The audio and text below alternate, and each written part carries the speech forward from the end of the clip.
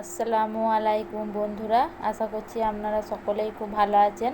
আমি আবারও চলে এসেছি আর কে ভিলেজ ফুডে আপনাদের জন্য একটা রেসিপি নিয়ে। তো আজ আমি তৈরি করব মাছের ডিমের বড়া। তার জন্য আমি এখানে নিয়ে নিয়েছি মাছের ডিম।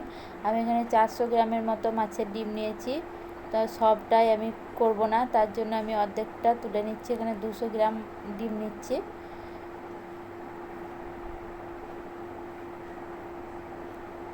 প্রথমে আমি এখানে নিয়ে নিচ্ছি একটা বড় সাইজের পেঁয়াজ, ছোট ছোট করে কুচি করে নিয়েছি। 4টা কাঁচা লঙ্কা ছোট ছোট করে কুচিয়ে নিয়েছি হলুদ গুঁড়ো নিয়েছি, এখানে আমি সামান্য পরিমাণে জিরে গুঁড়ো নিয়েছি, লঙ্কা গুঁড়ো আর নিয়েছি নুন, আর এখানে নিয়েছি একটা ডিম আর মাছের ডিম।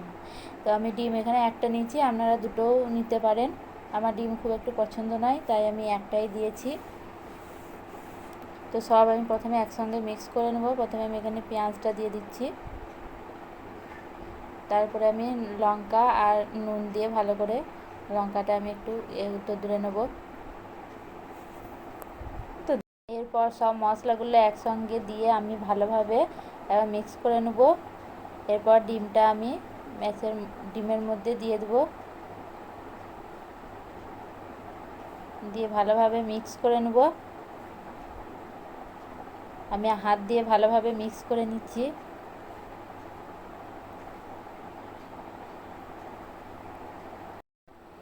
এইভাবে ভালোভাবে মিক্স করে নেব। কত সুন্দর মিক্স করা হয়ে গেছে দেখুন। এরপর আমি একটা কড়াইয়ের মধ্যে তেল দিয়ে দিয়েছি। তেলটা গরম হয়ে এলে তার মধ্যে আমি মাছের ডিমটা দিয়ে দেবো, অল্প অল্প করে দিয়ে দেবো। এইভাবে আমি সবগুলোই ভেজে নেব।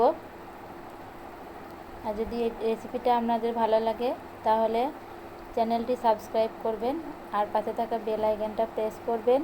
আর যদি ফেসবুক থেকে দেখে থাকেন তাহলে ফলো করবেন। এইভাবে আমি উল্টে পাল্টে ভেজে নেব ভালোভাবে।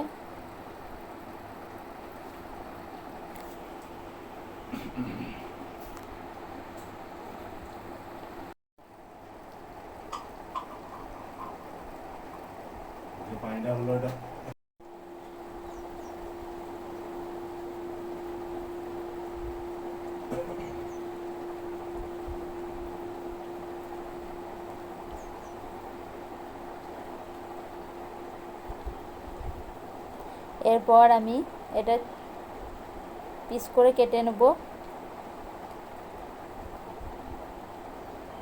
পিস করে কেটে নিলে মাঝখানটা যে যদি বা কাঁচা থাকে তাহলে সেটাও ভালোভাবে ভাজা হয়ে যাবে।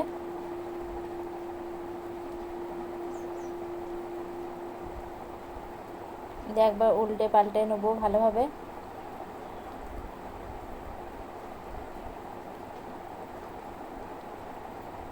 এইরকম করে আমি সবগুলোই ভেজে নেব।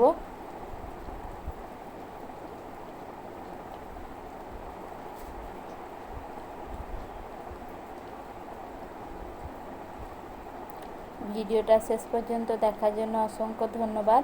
ভালো থাকবেন, সুস্থ থাকবেন। দেখা হচ্ছে পরের ভিডিওয়। আল্লাহ হাফেজ।